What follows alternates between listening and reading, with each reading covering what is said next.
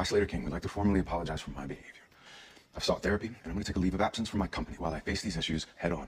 I'm sorry. The movie begins with a woman named Frida, a young woman in her late 20s. ፊልሙ ሲጀምር አንድ ፍሪዳ የምትባል ልጅ እንተዋወቃለን።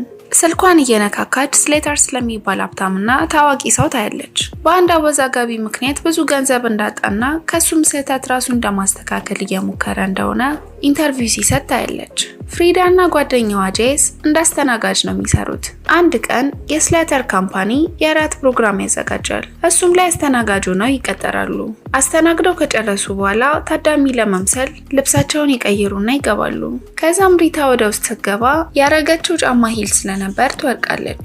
ከዛም ስሌተር ያያትና ያነሳታል። ያልተሰበረውን ሂል ይሰብረውና መራመድ ትችላለች። ከዛም ማውራት ይጀምራሉ።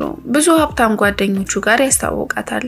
ከዛም አንድ ፓሪ እንዳዘጋጀና የራሱ አይስላንድ ላይ እንደሆነ መምጣት ከፈለገ